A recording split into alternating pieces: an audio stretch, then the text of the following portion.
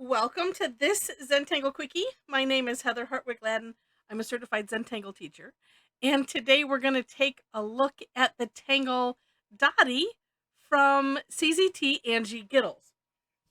And this is a fairly recent one coming from Tangle Patterns. The link to Angie's Step Out will be in the description section. I'll also have my version of it. Um, and I encourage you to take a look because this um, is a neat tangle in that it's kind of a fragment at the same time. And let's see, let's just do a four square just because we want to keep it simple. You'll get the idea.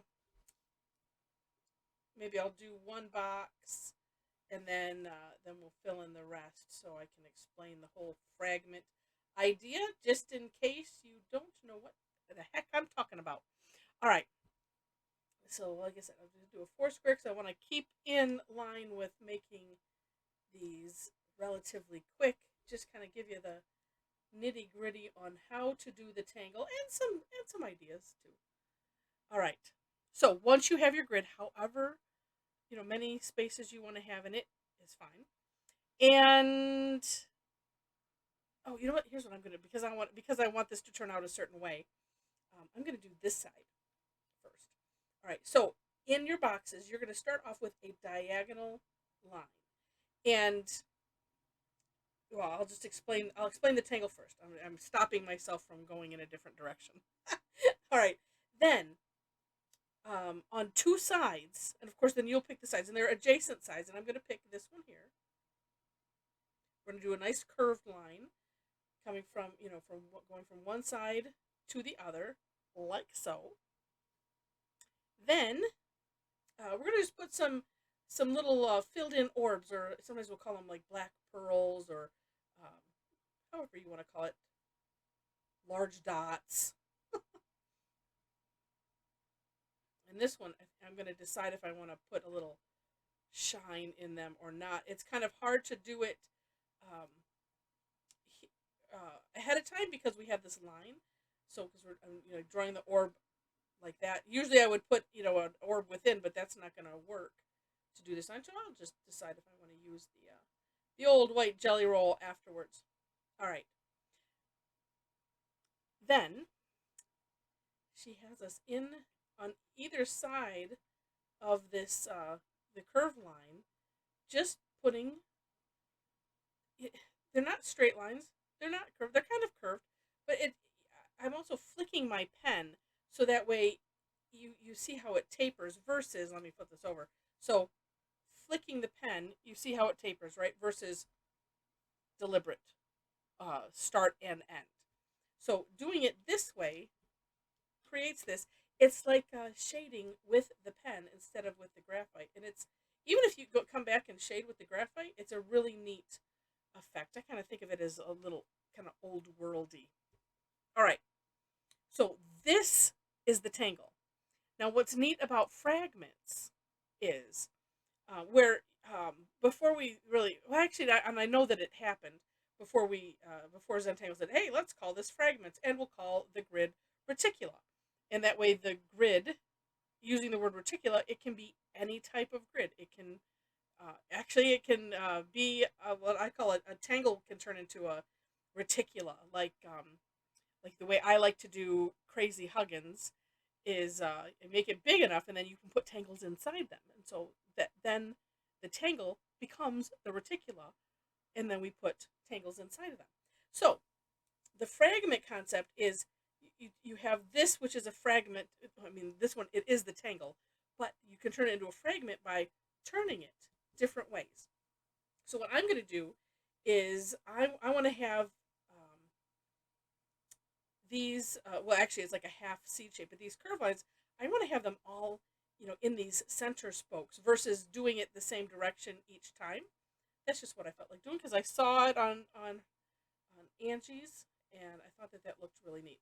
So in order to do that, then you have to think, oh, well, which direction do I need to go? Well, for sure, I have to have the next one angled this way. And so what's neat is you can put this into whatever configuration you want to put it in. And actually I might, well, no, it's like we can do these, and then, so I'm going to do each tangle in each box separately, I think, because there's not that many steps to it, which is so nice. But if you kind of have it all planned out, or maybe you don't want to plan it out and have, I mean, because that's something with the Zentangle also, where we limit the amount of planning. We don't, that's why everything is hand done. No grids to, erase afterwards, things like that. Um, okay, so this one, if I want this to have these seeds on those sides, I'm going to do this. Essentially, I'm putting in a big X in the middle.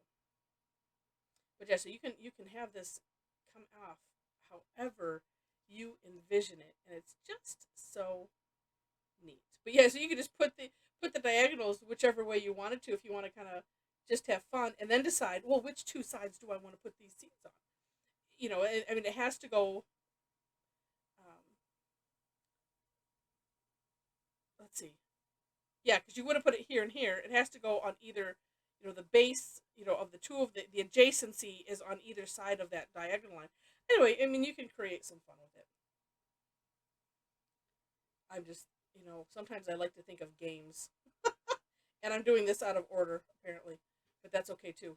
Because it doesn't hinge on these little lines. But my pen just decided it needed to do that right now. Okay, now let's do these beads. You know what this would look really neat with? If you're, so I'm picturing, so if I was doing this on a larger tangle, um, there is a nice, I think I was calling it an accent tangle. It's a tangle called bead line, where it's just a line, however you want to draw it, and you kind of put orbs like this in, three at a time, and then skip a space and three at a time. It's a really, really neat tangle to add to things, and it fits right in with this. And so sometimes I like to have in my head tangles like that, like I said, fit in. So this is essentially it. Now let's just look really quick. If I add a little graphite to what's already there as essentially pen shading, and you will see you can kind of bring it up over that, but it enhances it a little bit, and it's nice.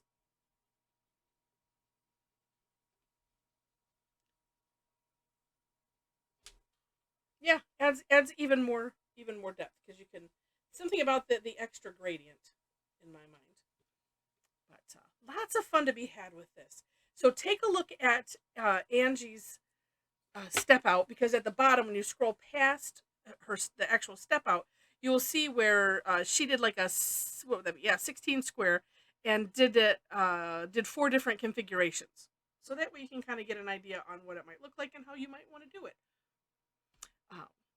And again, I think in reading through the Tangle Patterns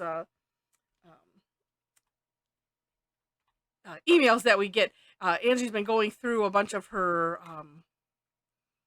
sketchbooks or something, and has a whole bunch of easy ones, and I'm like, oh right, yes, keep them coming, these are nice, because it's great to have pretty tangles, or just neat looking tangles that are easy to do, and we want to have a lot of those in our tangle arsenal, in our tangle toolbox, whatever you want to call it.